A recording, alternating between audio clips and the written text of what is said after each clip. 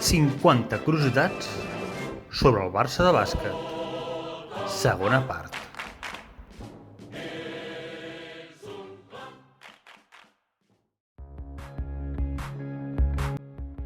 Número 26. Tot i el prometedor naixement de l'ACB, la primera temporada de la nova lliga ja començaria amb un escàndol arbitral ben sonat. Cap a les acaballes del segon partit de la final a 2 victòries entre el Barça i el Real Madrid, una baralla entre en López Iturriaga i el Blaugrana Davis amb una batussa final on s'acabaria afegint en Fernando Romay, el comitè disciplinari acabaria sancionant a Davis amb 6 partits de suspensió, mentre que a Iturriaga només li cauria una simple amonestació.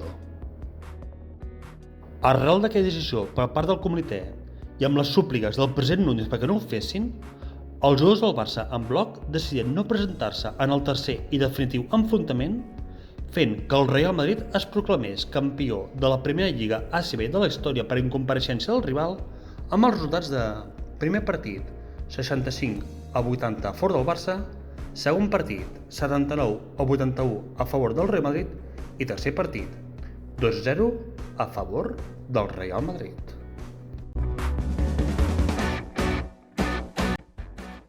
Número 27.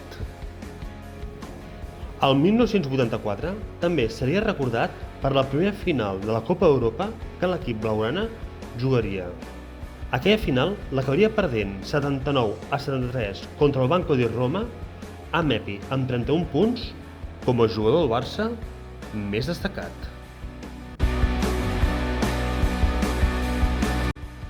Número 28.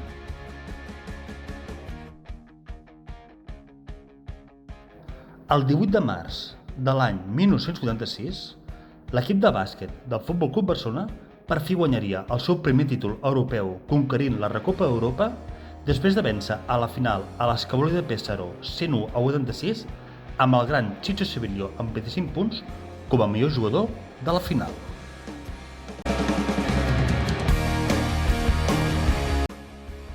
Número 29.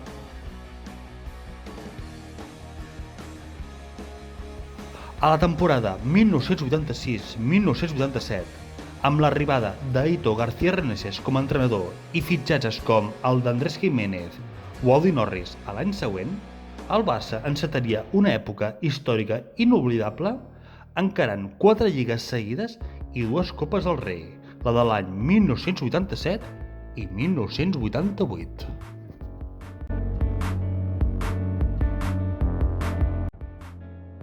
Número 30.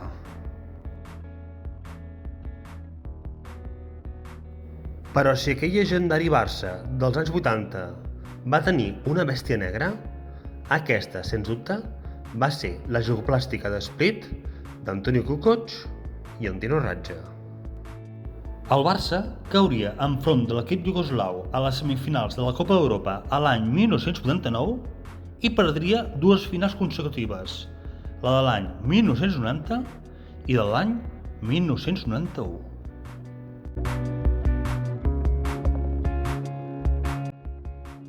Número 31. Una altra dada a l'any 1989 per recordar seria l'octubre, on el Barça s'enfrontaria per primer cop amb un equip NBA mesurant-se contra els Denver Nuggets, perdent l'encontre 137-103.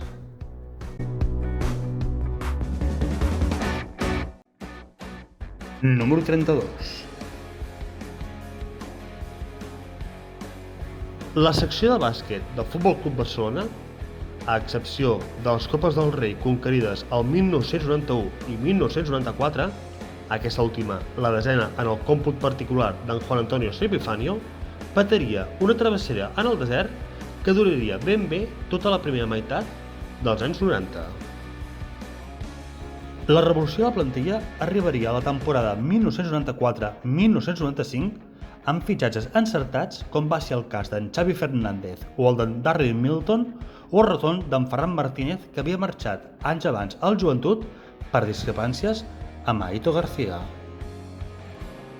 Aquell renovat Barça encadenaria 3 lligues seguides, on la primera serviria per acomiadar per la porta gran el Superepi, on l'any següent veuria retirat el seu dorsal.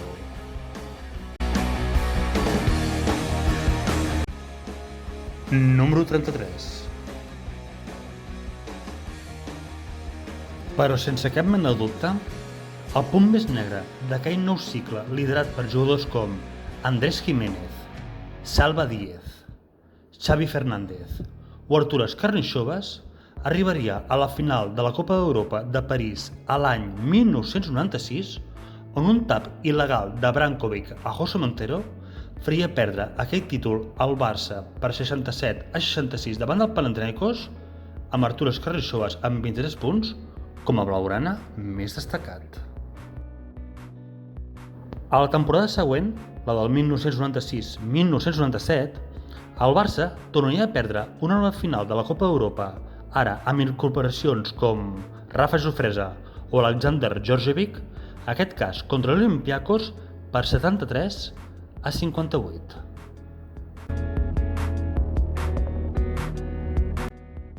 Número 34.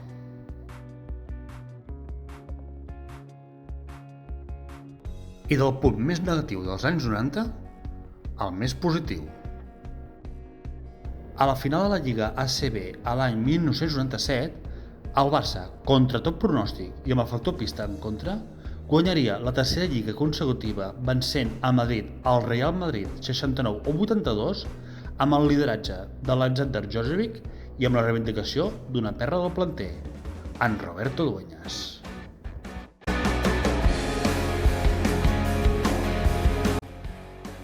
Número 35.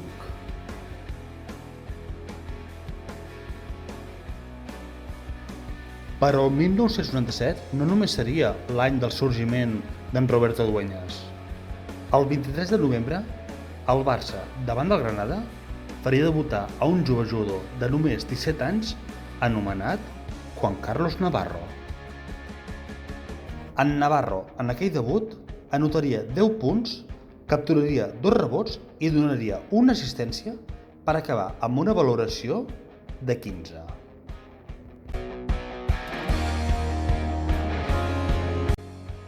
Número 36. El Barça tancaria la dècada dels anys 90 molt diferent de com la va començar, guanyant una nova lliga ACB i un títol europeu, la Copa Korac. La final jugada contra l'Estudiantes a doble partit seria una de les més complicades de la història de l'equip culer. El Barça perdia el partit d'anada de Madrid 77-93. Per una històrica remuntada en el Palau 97-70 amb una estel·lar actuació d'Alexander Djordjevic, li acabaria donant el títol a l'equip blaugrana.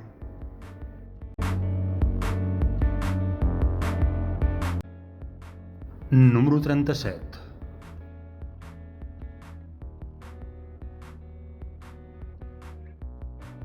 No hi ha dubte que el Barça entraria al segle XXI amb molt bon peu, guanyant la Copa i la Lliga a l'any 2001.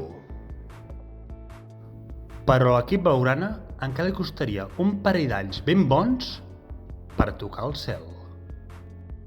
L'11 de maig de l'any 2003 i gràcies a jugadors com Dejan Bodiroga, Gregor Fuska, Sarunas Jasikevicius, Juan Carlos Navarro o en Roberto Dueñas i entrenats per Svetja Spesic, el Barça s'imposaria a la final de l'Eurolliga 76-65 contra el Benetton de Treviso, guanyant per fi la seva primera Eurolliga.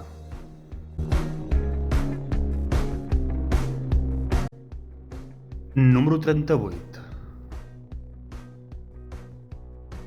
De fet, la temporada 2002-2003 resultaria perfecta, guanyant tots els títols oficials amb la Lliga Catalana, la Copa del Rei, la tan anhelada Eurolliga i la Lliga ACB.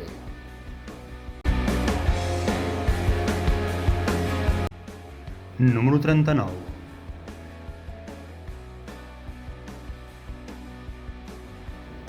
A l'any 2004, l'Associació de Clubs de Bàsquet decidia ressuscitar la Supercopa d'Espanya, ara dominada com a Supercopa ACB. El Barça s'imposaria a la final d'aquella primera edició al Real Madrid 76-75 amb Dejan Bodiroga com a blaugrana més destacat.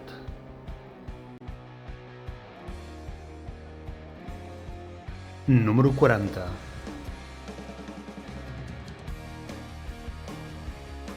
El Barça culminaria la primera dècada del segle XXI amb 4 lligues, 4 copes, l'Eurolliga del 2003 i amb 2 finals a 4 més disputades, consolidant així a l'equip blaugrana a l'èlit del bàsquet europeu.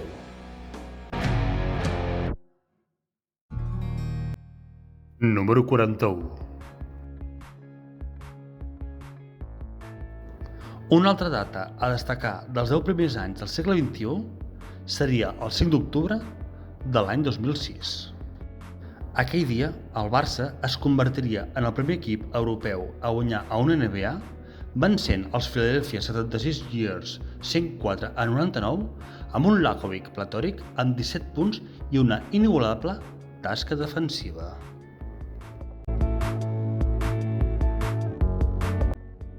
Número 42.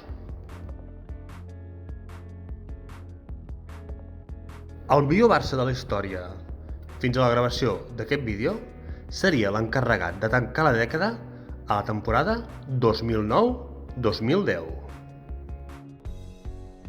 L'equip format per més de la meitat de jugadors catalans, en Juan Carlos Navarro, en Jordi Trias, en Víctor Sada, en Roger Grimau, en Ricky Rubio i en Laka Lakovic, aquest últim casat amb una catalana i entrenats per en Xavi Pasqual, guanyaria el 9 de maig de l'any 2010 la segona Eurolliga, derrotant a la final a l'Olympiakos 86-68 amb un llegendari Juan Carlos Navarro amb 21 punts. Número 43. Però el punt negre del millor Barça de la història arribaria a la final de la temporada. Havent guanyat la Lliga Catalana, la Supercopa ACB, la Copa del Rei i l'Eurolliga, l'equip blaugrana no sabria guanyar la final de l'ACB amb el factor pista a favor, perdent la final contra el Baskonia amb 3 derrotes seguides.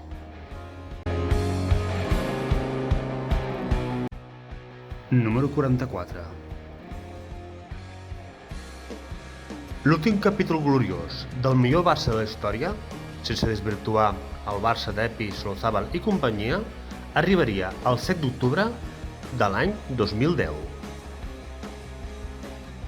El conjunt blaugrana doblegaria els Lakers d'en Kobe Bryant, en aquell moment els campions de la NBA per 92-88 al Palau Sant Jordi, amb en Pete Michael amb 26 punts i en Juan Carlos Navarro amb 25 com a líders de l'equip.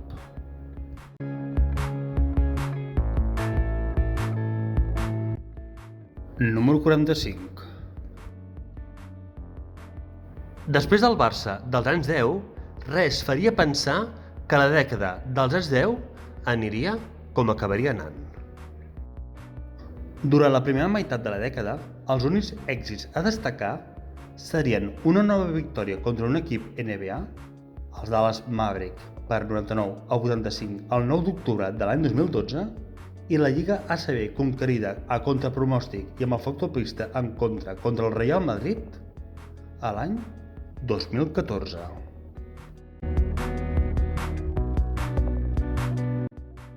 Número 46.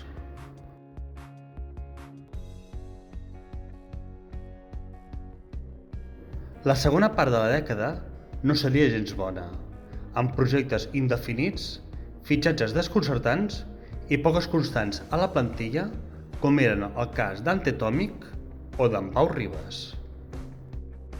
L'única nota positiva d'aquell període serien les copes guanyades a l'any 2018 i 2019 gràcies al retorn 15 anys més tard d'Svetoj Pesic a la banqueta del Barça.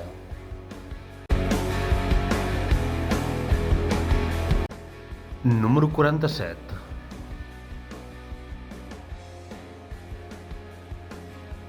El toc d'efecte, el que tot ho canviaria, arribaria a l'any 2020 amb la tornada d'en Šarūnas Jasikevičius, aquest cop com a entrenador de l'equip. A la temporada 2020-2021 i després d'un any molt dur per tothom per culpa de la Covid, el Barça recuperaria la glòria perduda guanyant 7 anys més tard una Lliga ACB i una nova Copa del Rei.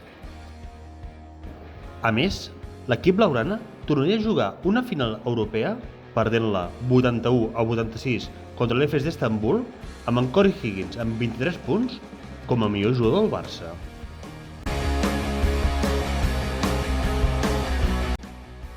Número 48.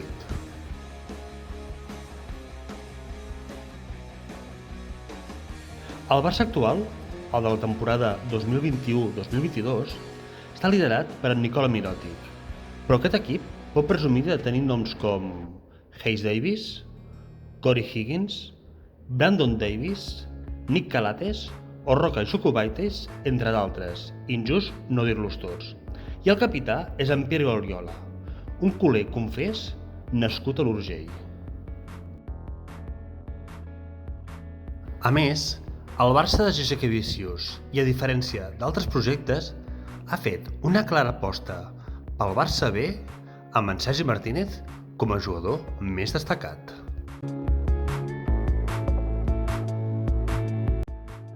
Número 49.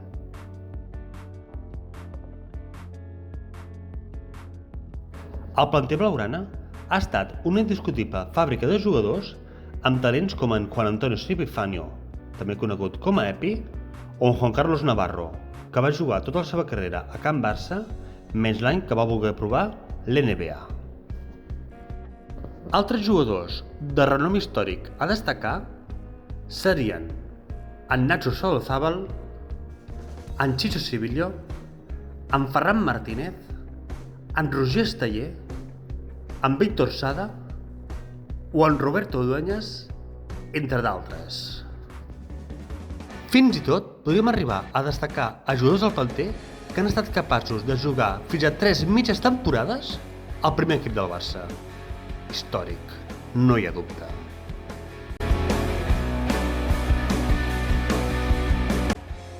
I número 50. Al llarg de la seva història, fins a la data actual, any 2022, el Barça ha retirat fins a 5 dorsals. El 15 d'Epi, el 4 d'Andrés Jiménez, el 7 d'en Nacho Solozábal, el 12 d'en Roberto Dueñas i l'11 d'en Juan Carlos Navarro.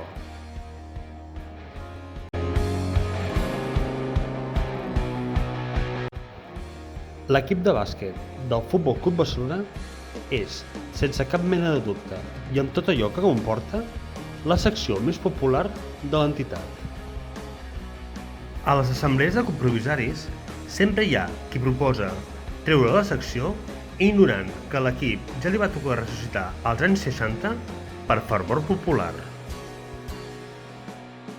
La secció de bàsquet del Barça sempre ha estat durament atacada i menyspreada pels fans d'altres clubs de bàsquet per ser una secció d'un club de futbol, com si això hagués de ser una cosa vergonyosa o degradant. Però, sabeu una cosa? Per tota la massa social que arrossega, o pel fet de que el Barça de bàsquet s'ha hagut de reivindicar un cop rere l'altre, i al igual que el Barça és més que un club, el Barça de bàsquet, agradi o no, dolgui a qui li dolgui, sempre serà molt més que la secció d'un club de futbol. Barça! Barça! Barça!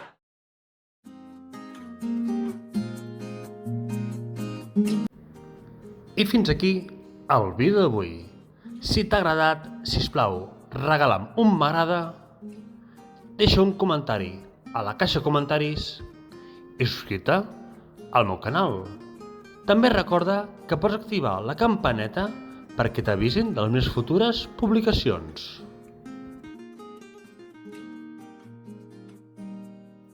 I per acabar, i com sempre, deixeu-me recomanar-vos la meva saga, La llegenda de l'insurgent, amb la seva primera part, 13, la segona, Els existencialistes, i la tercera, La xarxa fosca. Les podeu trobar a Amazon, en e-book i en edició de butxaca.